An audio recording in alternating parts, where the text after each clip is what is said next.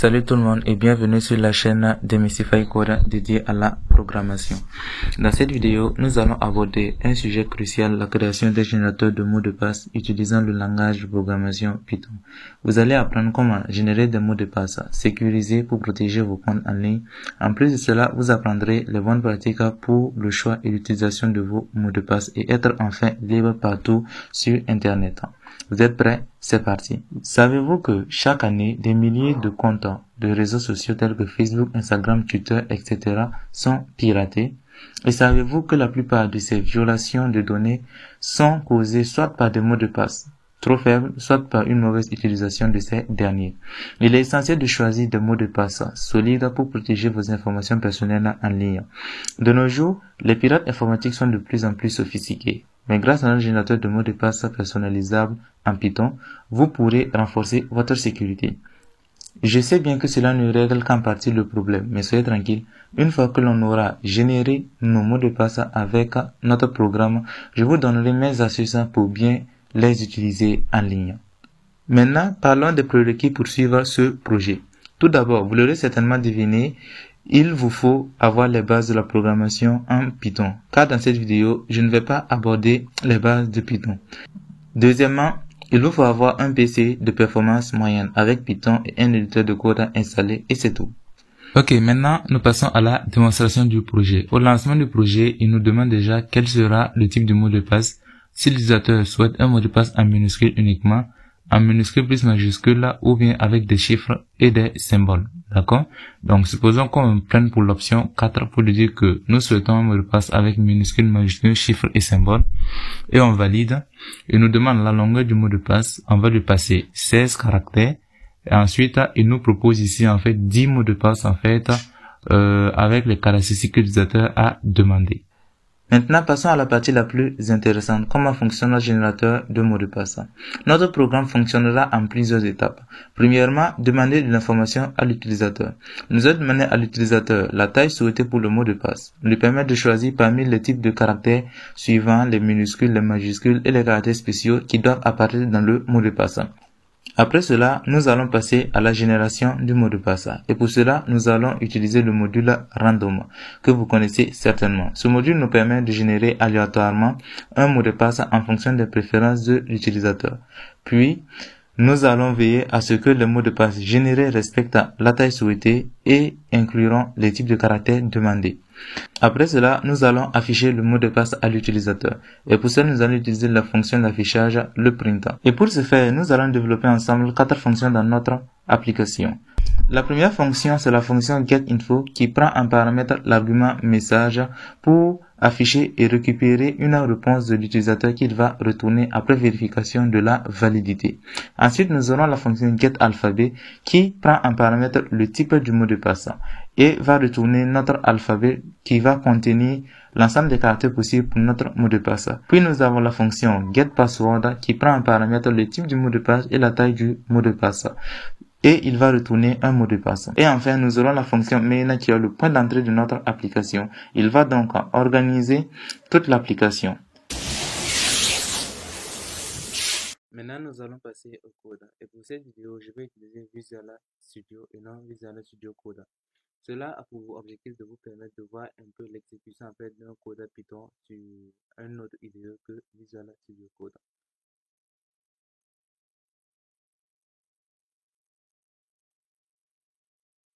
Et à l'ouverture, Visual Studio en fait vous présente un peu les projets déjà exécutés, voilà, par ordre en fait par ordre chronologique, du plus récent au plus ancien. Ok. Et sur la palette de droite, vous allez voir en fait qui vous permet de démarrer, voilà, avec un projet que vous pouvez cloner depuis un serveur tel que Azure DevOps par exemple ou GitHub par exemple. Vous pouvez également ouvrir une solution déjà existante si vous avez déjà un projet existant. Au cas ouvrir un dossier local ou tout simplement créer un nouveau projet. C'est ce que nous allons faire ensemble.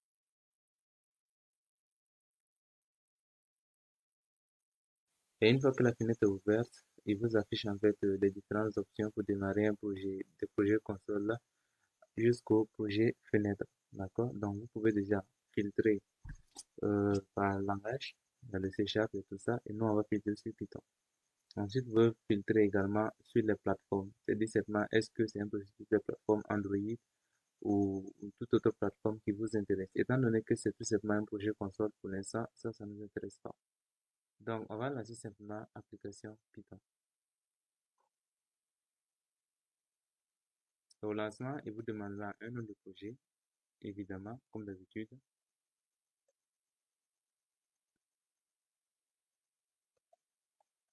Générateur de password. Donc, je le fais en anglais. À partir de là, il va vous demander l'emplacement de votre projet. Donc, moi, je garde le projet par défaut, Desktop Project. Ensuite, je fais créer. Puis, il va prendre juste quelques secondes afin d'ouvrir notre interface de développement. Une fois ouvert, Dieu vous offre une interface assez complète et vous avez tout ce qu'il vous faut pour démarrer. D'accord? Ce qui me plaît déjà avec Visual Studio, il est exactement comparé à Charm. C'est dit simplement que pour chaque projet, vous pouvez créer tout simplement un environnement virtuel. OK? C'est quoi un environnement virtuel? C'est tout simplement un environnement de développement pour un projet unique et pour ce projet en ligne.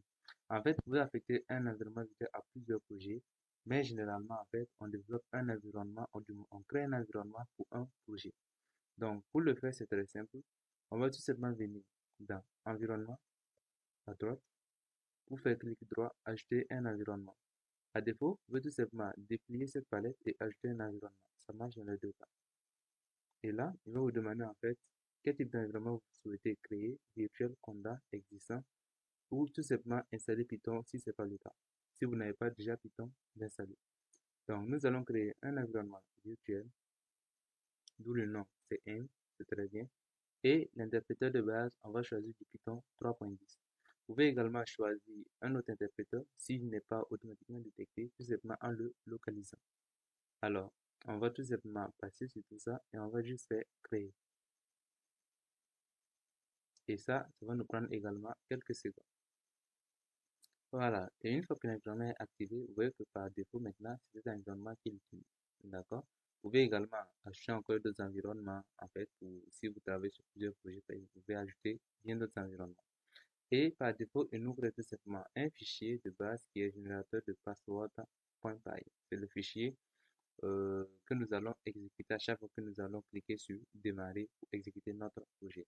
On peut très bien la supprimer pour créer un autre fichier, mais cela nous va très bien. On va tout simplement garder le fichier car c'est tout simplement un mini projet que nous allons apprendre à développer. Cela dit, c'est un projet et on va le développer ensemble, comme je l'ai dit dès le début. Et on va passer déjà à notre toute première fonction, getInfo.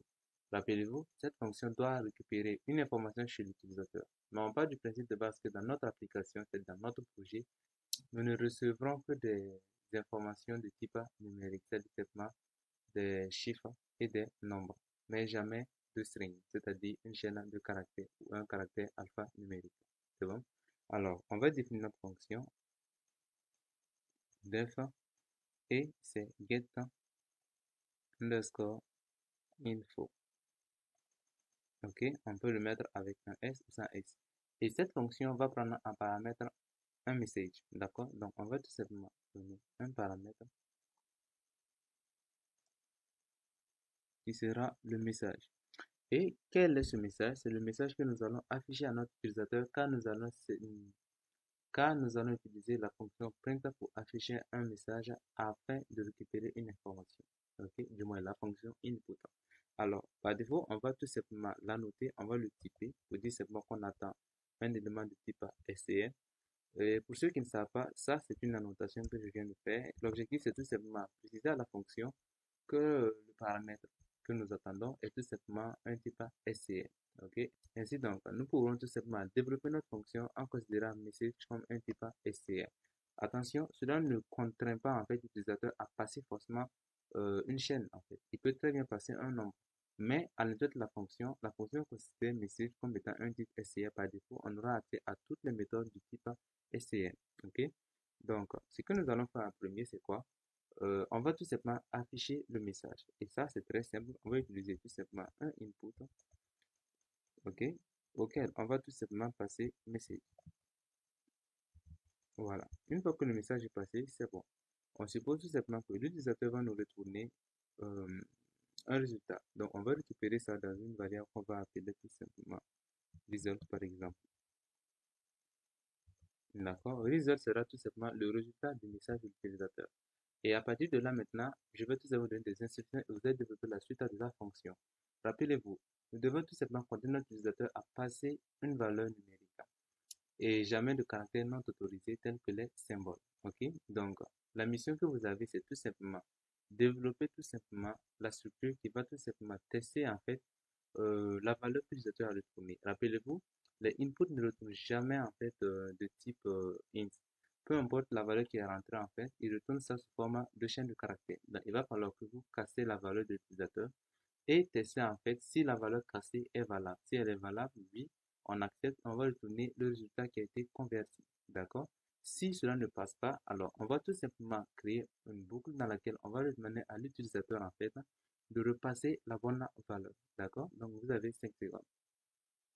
C'est bon? J'espère que vous avez essayé à votre niveau. Maintenant, ce que nous allons faire en dessous, c'est tout simplement utiliser euh, le casting. D'accord? Donc on va tout simplement venir faire result num ou résultat numérique qui sera égal à juste un int de result.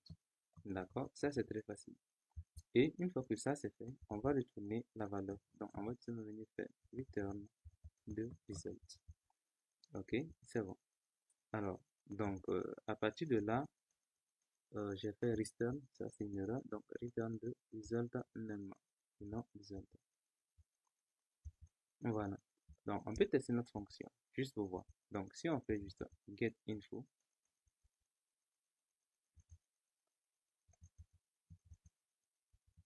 ok, on va passer un message quelconque, nombre de caractères, ok, et on va exécuter cela juste là pour voir. Donc, pour ça, il va falloir que je printe la valeur de retour. Je fais juste un print de la valeur qu'elle va retourner. Et on va tester notre application.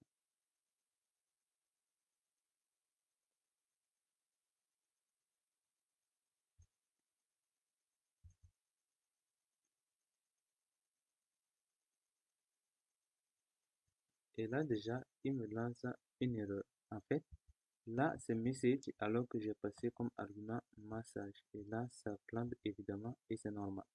Donc, on va le dire en fait, interromps la boucle en fait, et je veux que tu redémarres l'application.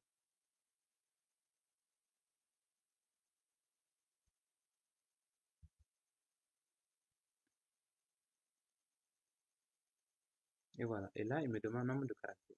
Vous l'aurez compris, si je passe une valeur numérique cette fois-ci, ça passe très bien. Il me dit press any key to continue. Maintenant, si je relance l'application,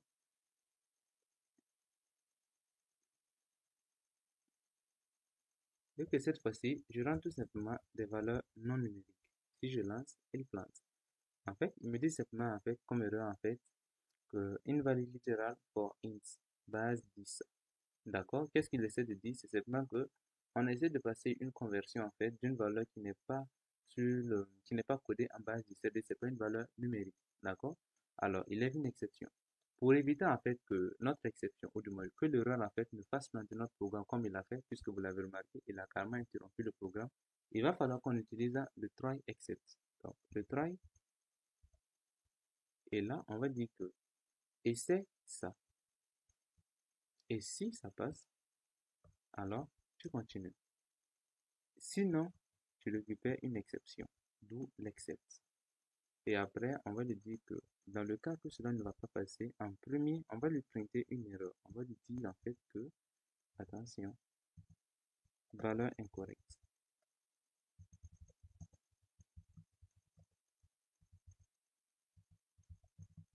Incorrecte. OK?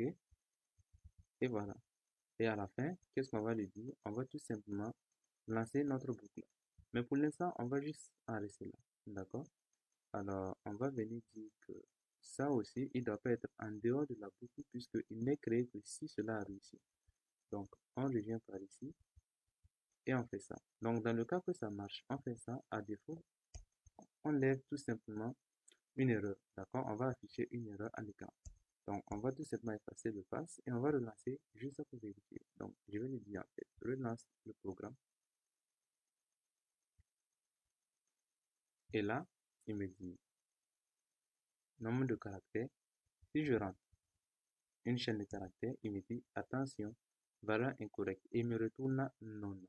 Pourquoi est-ce qu'il me retourne non? Parce qu'en fait, je ne retourne en fait une valeur que dans ce cas de figure-là. Lorsqu'on rentre dans l'exception, je ne retourne absolument rien à l'infini. Et étant donné que je ne retourne rien, alors que je prenne une valeur ici, la valeur de retour est par défaut à non, c'est-à-dire aucune valeur retournée.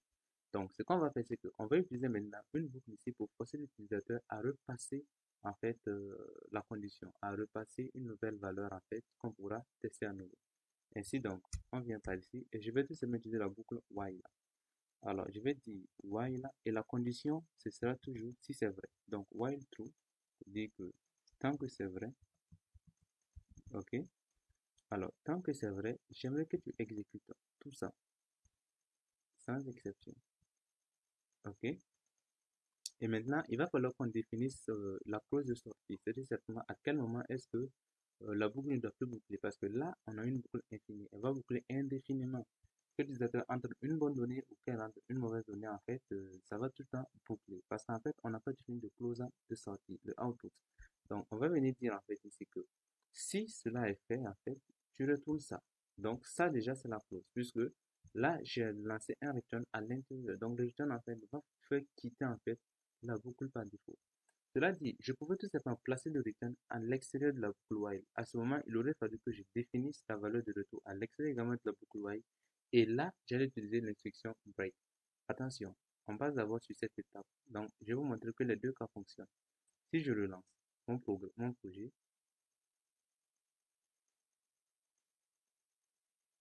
voilà, il me demande nombre de caractères. Si je rentre juste une valeur quelconque, vous voyez qu'il me redemande encore nombre de caractères. Après avoir passé en fait le message attention valeur incorrecte, il me redemande encore le nombre de caractères. Donc, tant que j'ai une valeur non correcte en fait, il va tout le temps relancer la boucle. Mais dès que je vais entrer une valeur numérique, il quitte la boucle et me dit appuyez sur une touche pour continuer. Et là, il ferme l'application. C'est bon? Cela dit, je vais implémenter la deuxième solution pour que vous voyez qu'il y avait deux façons de le faire. Alors ici, je vais tout simplement créer la variable resultNum à l'extérieur. Donc je vais dire en fait que resultNum ici sera déclaré au-dessus avec la valeur 0. Comme étant donné que c'est une valeur numérique que l'on attend, on va tout simplement passer la valeur 0 par défaut. Ok. Alors, cela dit, on peut l'utiliser en fait à l'intérieur ici. Maintenant, je vais tout simplement faire CTRL-C pour la copier et la retourner en dehors de la boucle while ici. Donc, je reviens ici et je viens faire en fait return 200. Voilà. Maintenant, regardez ce qui se passe. Lorsque je fais ça, Visual Studio en fait grise en fait cette ligne. Qu'est-ce qu'elle me dit? Elle me dit en fait que attention en fait, ce code ne sera jamais accessible. Si vous mettez juste le curseur là-dessus, il me dit en fait code is unreachable. C'est-à-dire simplement que le code ne sera jamais touché parce qu'en fait, on crée un système qui empêche en fait au code d'atteindre cette ligne-ci. D'accord? Donc pour éviter cela, il va falloir que je quitte ici avec que je supprime le return à ce niveau. Donc une fois que le return est supprimé, vous voyez que cette fois-ci maintenant, normalement, elle est accessible, elle est accessible. Ah non, en fait, elle n'est toujours pas accessible. Et pourquoi en fait? Parce que cette fois-ci, ma boucle est infinie. Et tant que j'ai une boucle infinie, jamais, jamais elle va quitter. Et tant que la boucle ne quitte pas, elle ne pourra jamais atteindre cette ligne-là. Donc, il va falloir maintenant qu'on définisse la clause de sortie. Et la clause, c'est dès que ça, c'est bon. Et si cette valeur est bonne et qu'il n'y a pas d'erreur, alors j'aimerais que tu fasses juste un break. Et le break indique en fait que je veux que tu casses la boucle et tu quittes. Voilà. Et là, maintenant, vous voyez que le return, la ligne du return, en fait, devient bleue et normale. Donc, c'est tout simplement que la ligne est maintenant accessible. Donc, on va tout simplement relancer. Et vous allez voir que la fonction s'exécute toujours de la même façon. Donc, ici, il me demande le nombre de caractères. Si je rentre une chaîne, ça passe pas. Une autre chaîne, ça passe pas. Encore, ça passe pas. Ça passe pas. Mais dès que je rentre une valeur numérique, il accepte et quitte la fonction. Donc, cela est très Donc, cela met déjà fin à la première fonction. Après la fonction getInfo, on va développer la fonction getAlphabet. OK? Et qu'est-ce que la fonction getAlphabet va retourner? Rappelez-vous, getAlphabet doit tout simplement retourner l'ensemble des caractères possibles dans le mot de passe de l'utilisateur. C'est-à-dire seulement que Selon que l'utilisateur ait choisi un mot de passe à caractère minuscule, minuscule plus majuscule, minuscule majuscule avec chiffre, ou ces derniers plus un symbole en fait, alphabet va retourner, ou du moins la fonction getAlphabet va retourner en fait l'alphabet, c'est-à-dire l'ensemble de caractères possibles dans le mot de passe. D'accord? Donc, on va la définir en dessous. On va dire def get underscore, ok, et je vais l'appeler alphabet. Et getAlphabet va prendre en paramètre ce que je vais appeler type. D'accord? Donc, le type, en fait, c'est le type du mot de passe. C'est-à-dire simplement, est-ce que c'est un mot de passe qui sera de type minuscule, minuscule, majuscule, là, ou bien d'autres types, en fait. Donc là, on va le typer comme étant une valeur entière. OK? Alors, ça également, vous allez la développer à votre niveau tout seul. D'accord? C'est rappelez-vous, en fait. On va pas poser la question à l'utilisateur dans getAlphabet. On récupère directement le type depuis une autre fonction, c'est-à-dire la fonction getPassword. OK? Donc, getPassword va appeler getAlphabet et getAlphabet va retourner tout simplement l'alphabet pour qu'elle puisse composer le mot de passe. Donc, le type, en fait, est déjà fourni. Ne vous inquiétez pas avec ça. Maintenant, comment est-ce que vous allez coder cela? Vous allez créer en fait des variables qui vont contenir les minuscules, les majuscules, les chiffres et les symboles. Ok, autant de symboles que vous le voulez. Vous êtes libre. Et vous allez considérer que si l'utilisateur en fait a passé, si en fait type égale à 1, c'est-à-dire que l'utilisateur veut avoir des minuscules seulement. Si par contre c'est égal à 2, il peut avoir des minuscules plus majuscules. Sinon, si on a 3, cela est égal à minuscule, majuscule plus chiffre. Mais si on a 4, cela signifie qu'en plus du 3, on va y ajouter des symboles dans l'alphabet. Donc, vous allez tout simplement retourner cet alphabet-là. C'est simple. OK? Donc, vous avez également 5 secondes pour coder cette fonction et on se retrouve pour la correction tout à l'heure. J'espère que c'est bon et que vous avez essayé la fonction. Cette fonction est relativement plus simple que la précédente. En fait, c'est très simple. Il vous suffit même de créer tout simplement juste des caractères que je vais appeler ici minuscules par exemple ici. OK? Et c'est pas minuscule, mais minuscule. Donc, on va dire que minuscule serait égal à une chaîne de caractères dans laquelle je vais lisser l'ensemble de l'alphabet en minuscule, c'est-à-dire A, B, C, D, E, F, G, H, I, J, K, L, M, N, O, P, Q, R, S, T. Voilà.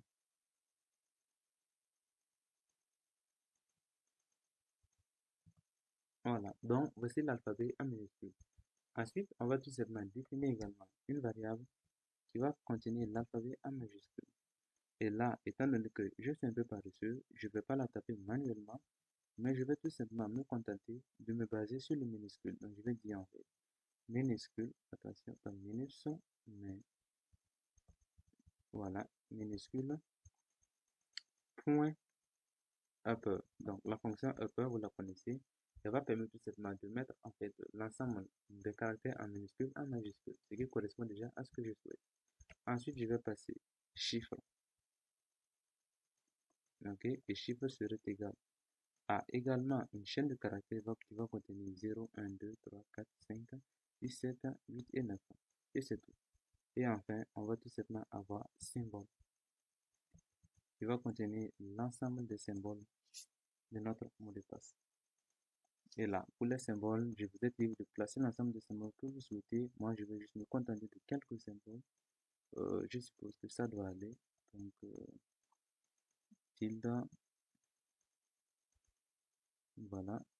Donc, je vais doubler ce symbole-là. Attention, voilà. Ensuite, il y aura en fait ça. Vous pouvez tout simplement placer autant de symboles que vous le souhaitez.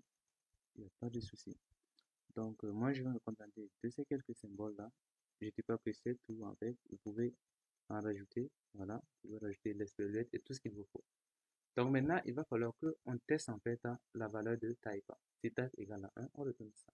Si égale à 2, on retourne cela, ainsi de suite. D'accord? Donc, c'est très simple. Ce qu'on va faire, c'est que, on va dire que si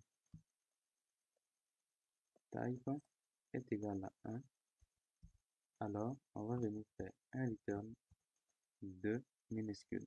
puisque là, cela signifie que l'utilisateur ne souhaite que des minuscules et rien de plus.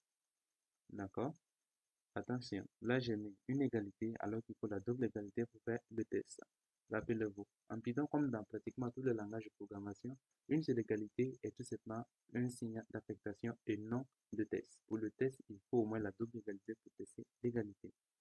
Alors, on va venir dire que sinon si, c'est-à-dire qu'on va dire elif type est égal à 2. Alors là, l'utilisateur veut minuscule plus majuscule. C'est très simple, on va venir faire return 2 minuscule plus majuscule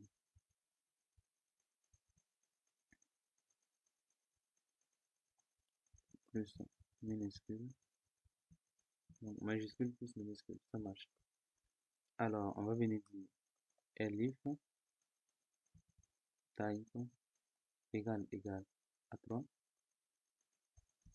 Et là, vous aurez compris, on va ajouter des chiffres. Donc, on va faire ça plus chiffre. Et maintenant, on va venir faire un autre elif. On va tester si type est égal à 4.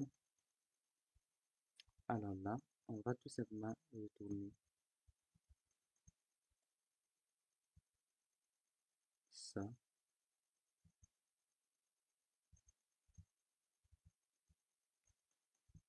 plus les symboles. Et c'est tout. D'accord? Alors, donc, cette fonction en fait va retourner forcément une valeur. Maintenant, on va placer notre else en dessous. Si vous le souhaitez, vous pouvez le faire. Et printer une valeur, une erreur en fait, pour lui dire que erreur, valeur non prise en charge.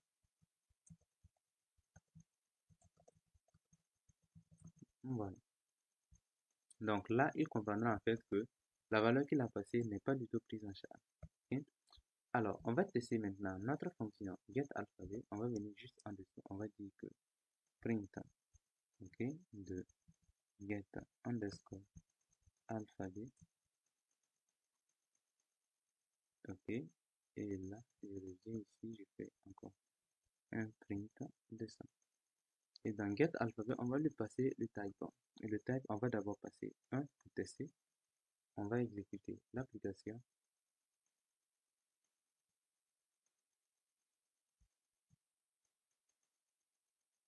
Et voilà, il me retourne en fait mon alphabet en minuscule. Ça marche déjà pour le 1. On va tester le 2.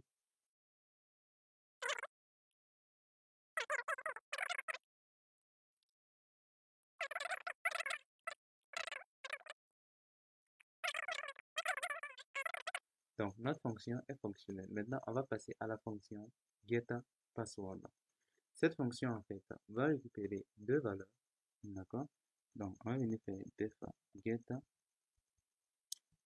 underscore, voilà, password. Cette fonction va d'abord récupérer le type, ok, qui sera évidemment un type int, et va récupérer une autre valeur qui sera la length, c'est-à-dire simplement la longueur du mot de passe. Et ça également, il sera du type int. Attention, là, c'est juste un deux points.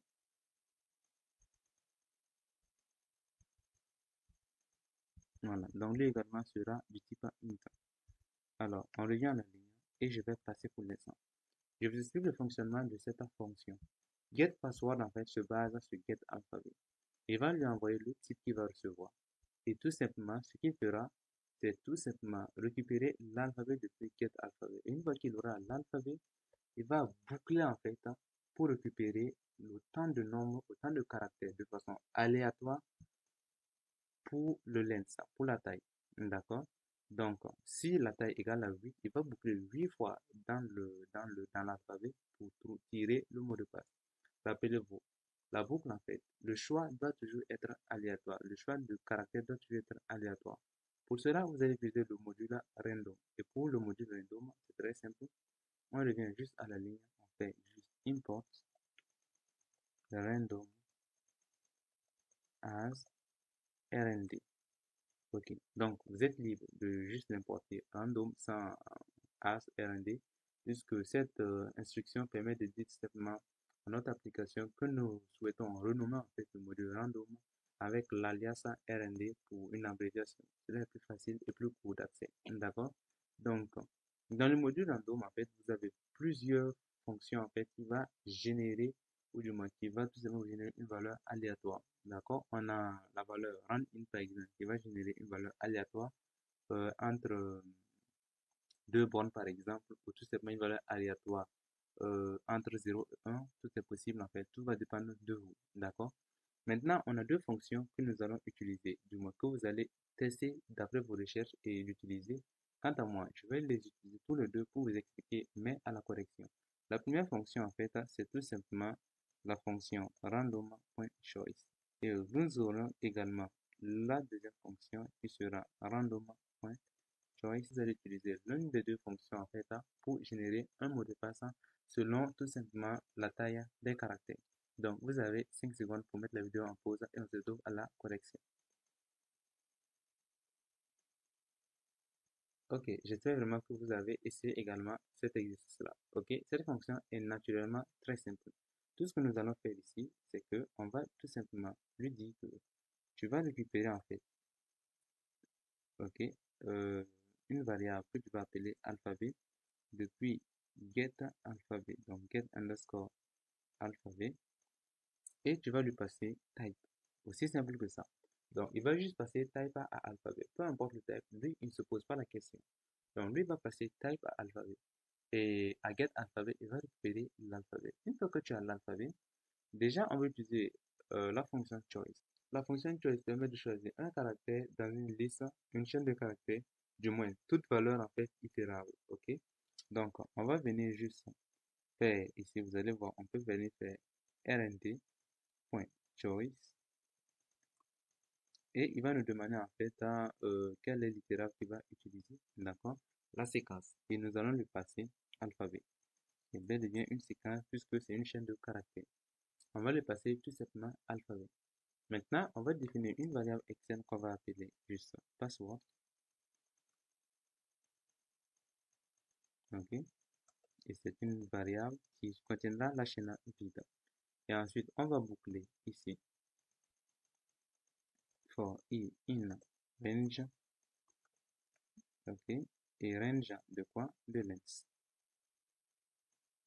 Tant que i est dans tant que i est, est dans tant que i est inférieur à range en fait de length, on va tout simplement créer tout simplement un mot de passe. Vous pouvez choisir aléatoirement un caractère.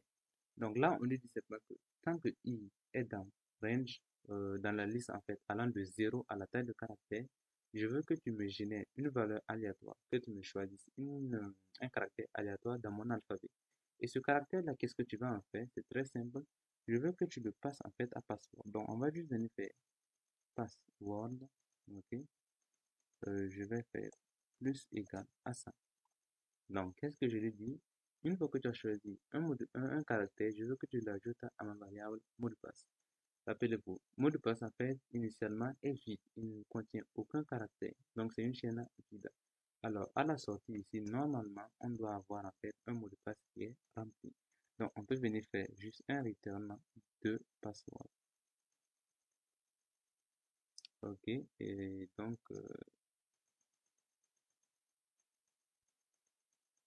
un return de password.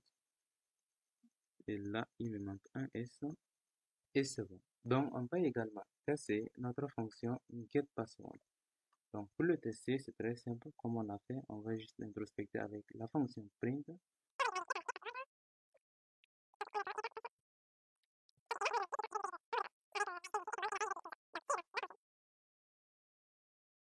Et voilà, il me génère un mot de passe avec 12 caractères, composé de majuscules, de chiffres et de minuscules. Donc c'est parfait. D'accord?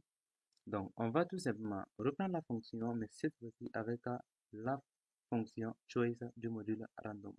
Pour le faire, c'est très simple, on n'aurait même pas besoin de tout ça, juste de password. Donc, on va venir dire que là, au lieu de faire tout ça, tu vas directement me générer, donc on va dire rnd, point, cette fois-ci, choice, avec un S, on va lui passer d'abord la population, donc on va dire population, ok, qui est égale à alphabet. Donc la population, c'est tout simplement la séquence que l'on souhaite qu'il utilise. Donc on va dire alphabet. Une fois que la population lui est passée, on va tout simplement passer un argument qui est le qui serait égal à length. Et c'est tout. Donc, dès qu'on fait cela, on lui dit, je veux que tu choisisses 12 fois de façon équitable, en fait, dans cette population-là, et que tu me le renvoies. Mais attention, en fait, lorsqu'il va faire son choix, en fait, qu'est-ce qu'il va faire? On va faire tout simplement un return. Si je compile cela, vous allez voir qu'il va me donner une erreur.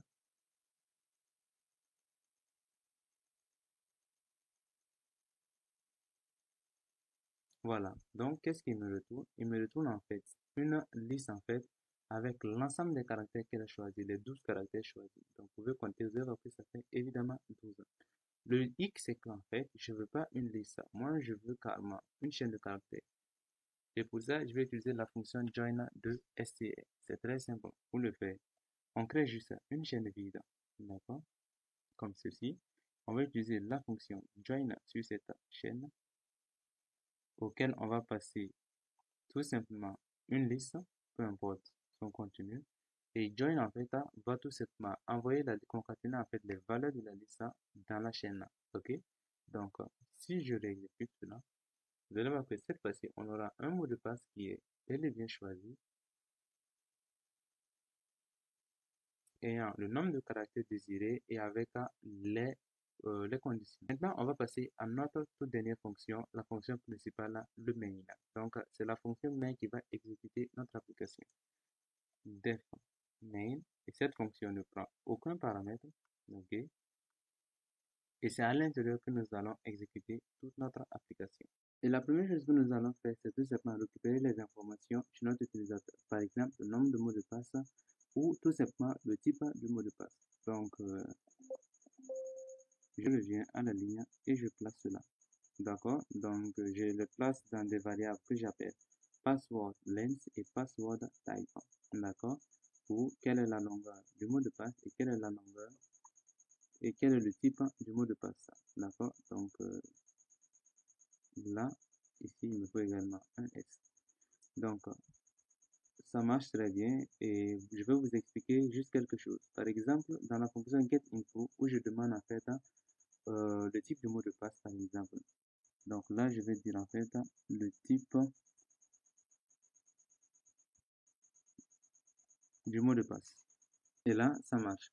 Vous voyez le caractère anti/n en fait, c'est tout simplement des méta-caractères qui précisent en fait à l'application que nous souhaitons un retour à la ligne à ce niveau.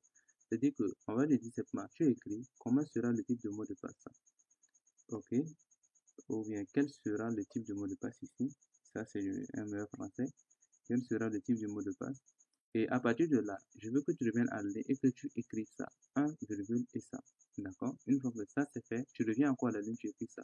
Donc, c'est ainsi que nous allons faire pour choisir l'ensemble de nos de types de mots de passe que l'utilisateur va souhaiter. D'accord? Donc, c'est bon. Maintenant, en fait, j'aime tout simplement inverser cela, qu'on prenne le type en premier et ensuite la longueur du mot de passe en deuxième. Donc, on peut tout simplement venir tester déjà la fonction main sans finir, c'est pas grave, vous allez voir que ça fonctionne.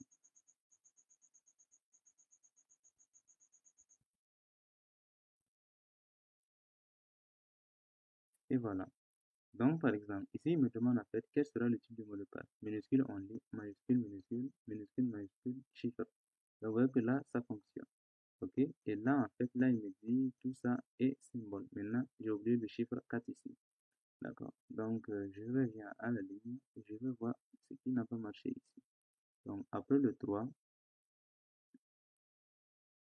évidemment, après le 3, j'ai fait ça, mais je n'ai pas placé de 4. Donc, là, si j'ai dit 5, j'ai dit 4, virgule. Donc, si je réexécute cela,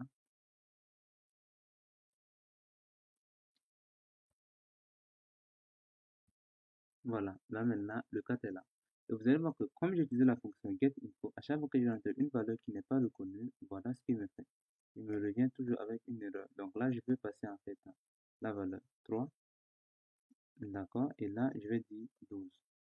Bon, 13. Et là, il me dit continuer. Donc, c'est-à-dire que la fonction passe sans problème. Une fois que ça c'est fait, ce que nous allons faire, c'est quoi? Nous allons passer ces deux éléments en fait à notre fonction getPassword. Donc, on va dire en fait que get underscore password qui est là. Et je vais lui passer d'abord son type qui sera type, virgule, ensuite son length. Là, c'est pas type, mais c'est tout simplement ici, excusez. Donc, je vais dire, là, je vais dire password type.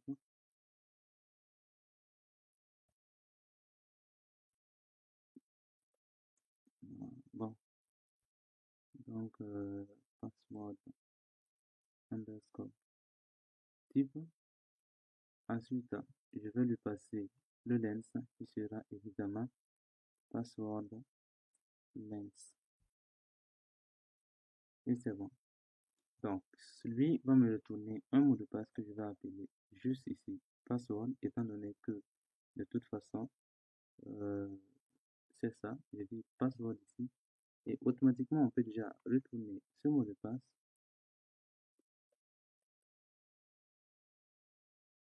Ok, donc on va dire, on va retourner juste password et c'est tout. Donc, on vient de finir déjà la partie la plus essentielle de notre fonction, donc de notre application, du moins.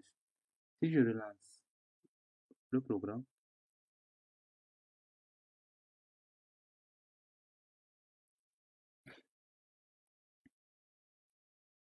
non, ça c'est une erreur d'import, je ne veux pas.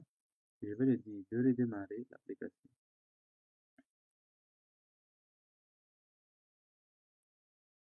Donc, il me demande le type de mot de passe. Je dis 3. Il me demande la longueur du mot de passe. Et là, je dis peut-être 16. Et voilà. Il ne retourne absolument rien. Pourquoi est-ce qu'il ne retourne absolument rien après avoir pris 16? On va retourner voir ce qui ne va pas. En fait, on retourne password, mais on ne le récupère pas. Donc, déjà, on va afficher password avec print. Étant donné que c'est la toute dernière fonction, elle ne sera plus appelée. Donc, je vais dire print et je vais afficher password. C'est tout. Donc, on va lui dire que plutôt que de faire ça, je veux que tu m'affiches le mot de passe.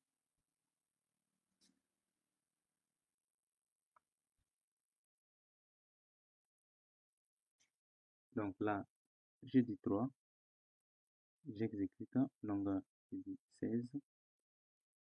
Et là, voilà, imaginez 16 caractères de mot de passe. OK? Ou du moins un mot de passe à 16 caractères. Donc, ça marche. Donc, on quitte et on revient. Maintenant, ce que vous allez faire, c'est très simple.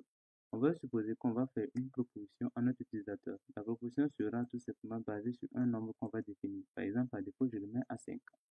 Et ensuite, on va tout simplement reboucler ici. On va dire par exemple une boucle for, je dirais i in range de nb pour nombre. Ok. Alors, ce que je veux, c'est que tu boucles cela. Ok. Et maintenant, je vais lui dire que plutôt que de faire ça, je veux que tu fasses passwords. Je vais le définir ça à part. Je vais lui dire en fait que je vais définir une variable passwords, par exemple. Non, nul besoin de le faire en fait. Ce que je vais faire, c'est que on va faire la proposition directement à l'interne. C'est qu'on va lui dire que si ça c'est bon, alors tu vas afficher le mot de passe.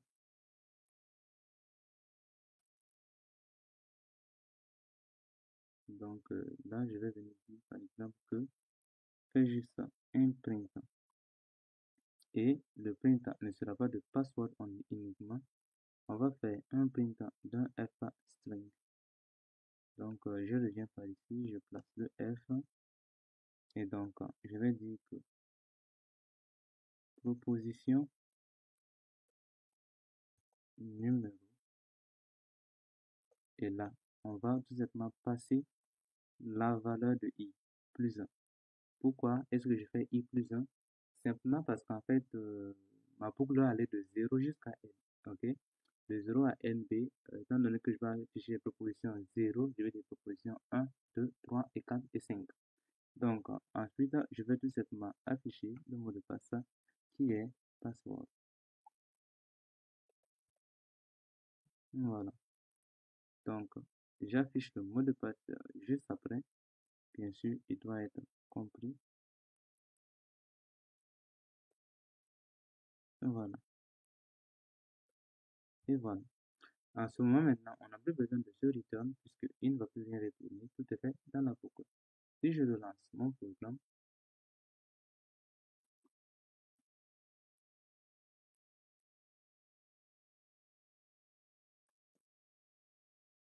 voilà, il y a une erreur d'encodage. Ok, donc là, on a un souci. Donc, je vais dire proposition 1, proposition 2, proposition 3. Donc, c'est un f-string. Je pense que normalement, ça doit aller. Je mets un souci d'encodage, mais je vais reparler de l'encodage sur Visual Studio dans dans une autre vidéo. Ok, donc on va s'assurer que tout marche pour l'instant. Voilà, c'est bon. On va dire que cette fois-ci, on veut euh, la quatrième proposition. Ensuite, je vais dire que je vais cette fois-ci, je vais aller loin, 32 caractères, et voilà. Donc, il me dit proposition 1. Voici le mot de passe qui me gênait. Proposition 2. Voici le mot de passe 3, 4 et 5. Alors, pour gérer les espacements, c'est très simple. Il suffit seulement d'afficher des prints. Ok, par exemple, on va juste voir quelque chose.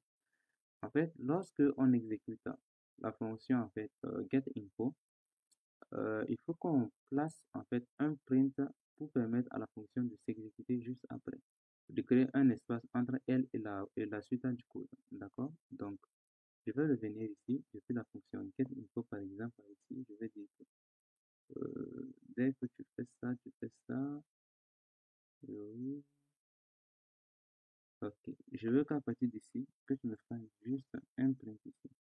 Ainsi, il saura que quoi qu'il fasse, il doit faire un print. Et là aussi, avant d'afficher en fait ça, je veux que tu me fasses un print vide. Et voilà. Donc, avant d'afficher un message, il va faire un print vide. Et là, si on relance, voilà, il saute déjà ici, puisque on a dit avant d'afficher qu'il fasse un saut. Si je rentre juste des valeurs, il me dit attention, valeur incorrecte, il va printer à nouveau. Donc là, je vais dire kata, il me dit longueur du mot de passe, je dis 16, et voilà les propositions qu'il me donne. Ok, vous pouvez changer en fait les propositions. Au lieu de 5, vous pouvez en mettre 10, 15, 20. Voilà, par exemple, si je reviens à mail, je peux dire par exemple ici que je veux en fait 10 propositions. Je vais dire que je lance l'application.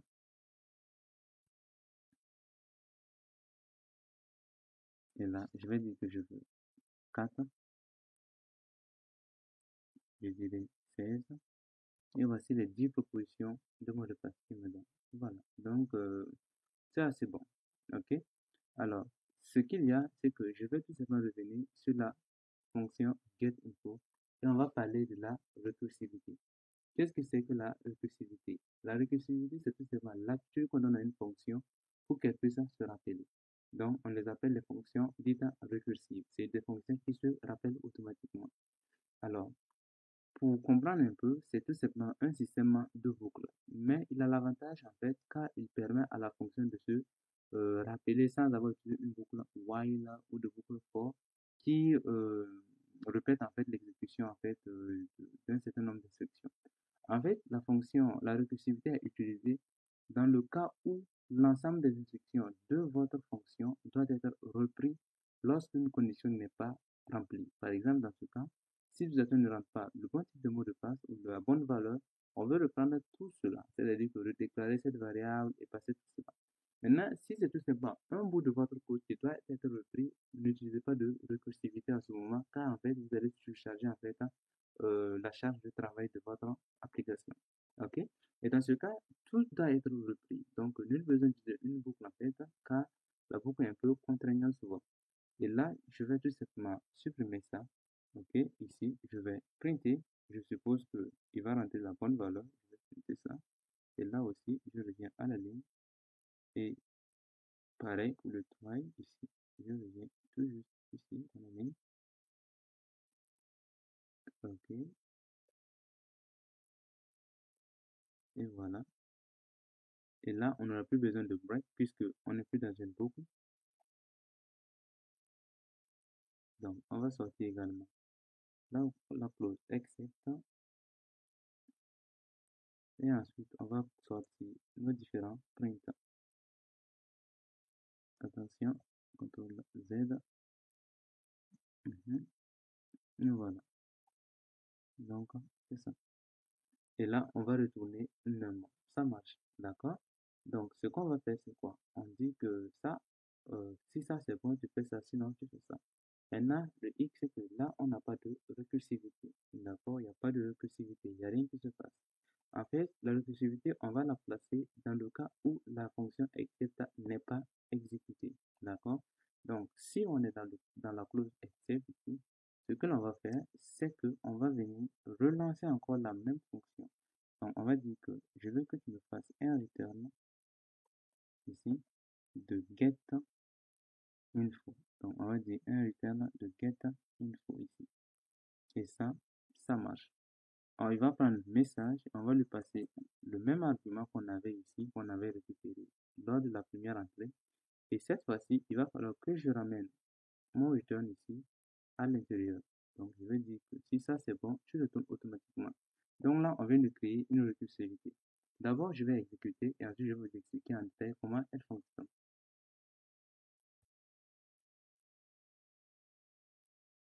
Donc, get info, si je rentre une valeur qui n'est pas prise en fait, voilà, vous voyez que lorsque j'ai des valeurs incorrectes, la fonction fonctionne correctement. Et lorsque je vais dire par exemple que je veux 16, non, 16 c'est une valeur qui n'est pas prise en charge, je dis 3, ici, il me dit ça, je dis 16, il m'affiche un mot de passe. Donc, vous voyez que ça fonctionne. Ok? Alors, lorsque vous frottez à la récursivité, en fait, lorsque du moins les apprenants et les nouveaux, en fait, se frottent à la récursivité, ce qu'ils ont tendance à faire, c'est de mettre, en fait, le mot-clé return lors de retour. Supposons que nous retournons, en fait, cela sans le mot-clé return. En fait, nous disons, en fait, à la fonction que si tu lèves une erreur, je veux que tu exécutes ça. Dans le cas contraire, je veux que tu laisses passer. D'accord? Alors, si on relance l'application, qu'est-ce qui va se passer? Donc, on va lui dire qu'il va venir. Ok? On suppose que la première fois, on rentre les bonnes données. Donc, j'ai dit 14. Et là, vous voyez que ça fonctionne. Il me retourne le mot de passe correctement. Si je relance à nouveau l'application une deuxième fois, vous allez voir, sans rien changer dans mon code, je vais d'abord tester une valeur incorrecte. Voilà, une chaîne de caractères. Et là, il me dit, attends, c'est une valeur incorrecte. Donc, quand je rentre, ça passe. Donc, tout ça semble bien marcher, mais qu'est-ce qui va se passer lorsque je vais rentrer une valeur qui est censée être correcte? Je vais remonter ça un peu pour qu'on puisse voir. Je rentre en fait la valeur 3 ici, voilà, qui est une valeur correcte. Et là, il me dit quelle est la longueur du mot de passe. Si je lui dis 16 ou 14, voilà, il me lève une erreur. Et quelle est l'erreur qui me lève? On va revenir voir un peu ici. Donc, dans la console, il me dit en fait que alphabet retourne non. En fait, il dit que alphabet ne retourne absolument rien du tout en fait. Pourquoi est-ce que alphabet ne retourne rien du tout? Simplement parce qu'en fait, du moins, alphabet retourne une valeur, pas alphabet. Get info retourne une valeur qu'on n'a pas récupérée. Je vous explique le fonctionnement. Et pour ça, en fait, laissez-moi vous présenter dans un PowerPoint. Alors, qu'est-ce qui se passe en fait?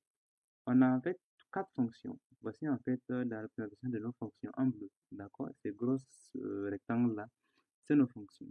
Donc, ça, c'est la fonction main. Ça, c'est la fonction getInfo, fonction getPassword et la fonction getAlphabet. Donc, j'ai abrégé en fait pour gagner de l'espace. Alors, notre projet n'exécute qu'une seule fonction initialement. Vous vous rappelez, la fonction main. Ok, donc là, il me dit que c'est fini. Excusez. Donc, je reviens et je reprends l'explication. Notre projet n'exécute que la fonction main. Mais il s'avère que la fonction main, en fait, appelle les fonctions qui s'appellent entre eux. Je vous explique un peu le fonctionnement. Voici, en fait, la file d'exécution de notre fonction main. Elle commence à avoir exécuté, en fait, les instructions les unes à la suite des autres. Et à un certain moment, voilà, à un certain moment, il rencontre au premier niveau, en fait, l'appel à une fonction, il va vérifier quelle est la fonction qui a appelé la fonction get euh, info. Voilà. La fonction get info, c'est là où on lui demande en fait de nous retourner le nombre d'utilisateurs, du moins le nombre de mots, le nombre de caractères de notre mot de passe ou le type de mot de passe. Il va d'abord voir au premier niveau, on lui demande en fait le type du mot de passe. Donc, il va en fait aller voir la fonction getInfo et va tout simplement faire en fait une passation. Donc, il va passer la main à getInfo. Et getInfo va récupérer l'exécution de la fonction. Pendant ce temps, en fait, lorsque getInfo exécute, la fonction main ne fait plus absolument rien. La fonction main est bloquée en fait. Donc, la fonction main en fait est en stand-by attendant le retour de getInfo. Alors, getInfo va exécuter ces fils d'exécution, ces instructions, jusqu'à la fin de l'application, à la fin de la fonction, sans voie d'appel à une autre fonction. Donc, quand elle finit, elle retourne une valeur en fait à main. Et main va récupérer la valeur à cette étape et va continuer le fil d'exécution en fait. Donc, elle va récupérer la valeur de getInfo, d'accord? Elle va continuer l'exécution.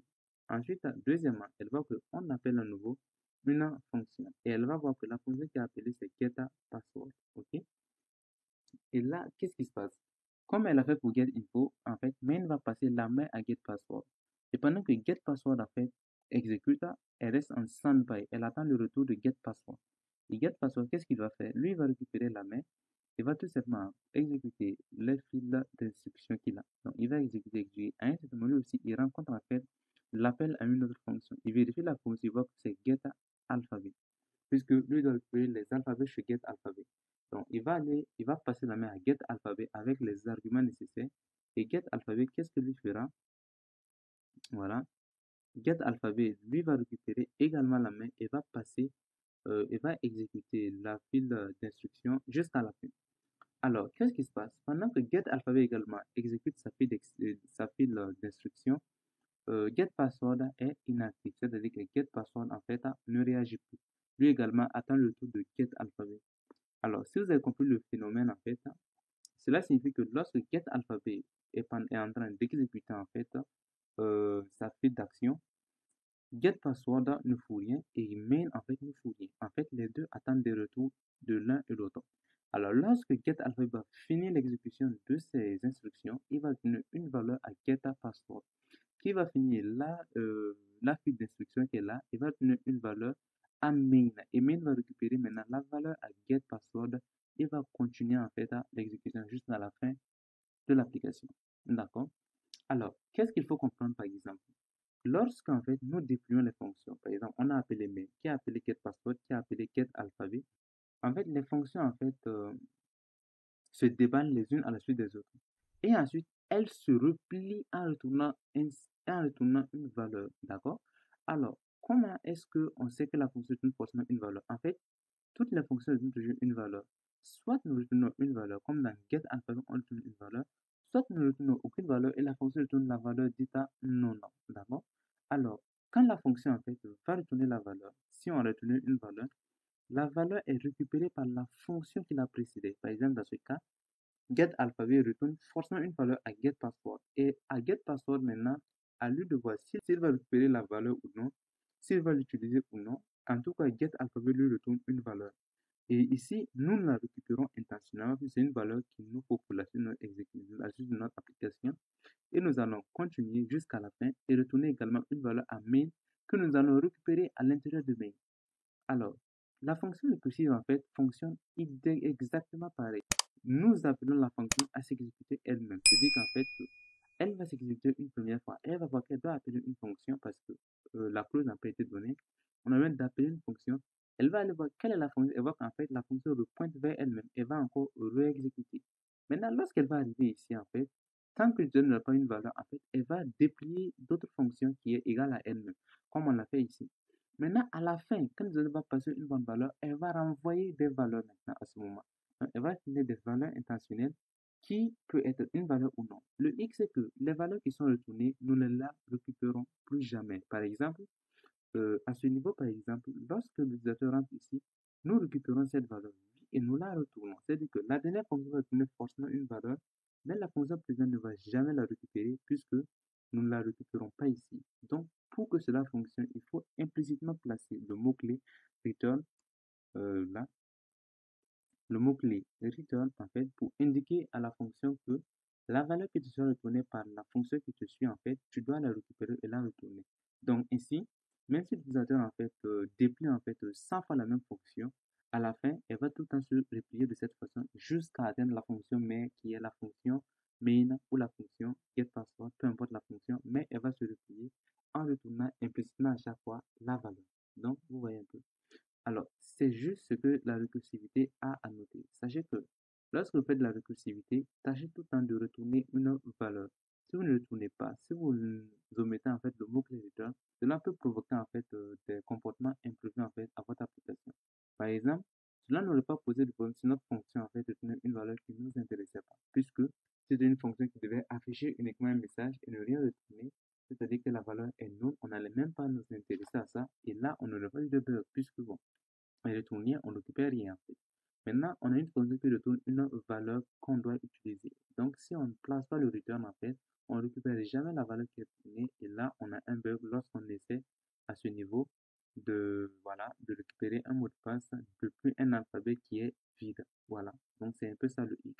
OK? Donc, si c'est bon, on va tout simplement réexécuter notre application. On va voir que ça va marcher pour de bon.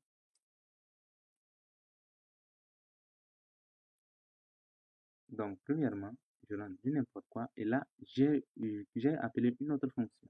Évidemment, la même fonction, mais elle a créé un dupli.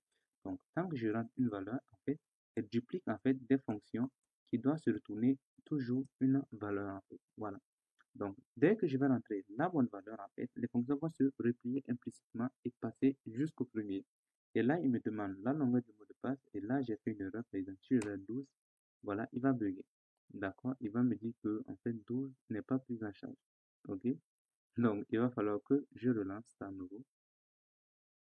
Et voilà. Et là, je vais dire, réexécute ça.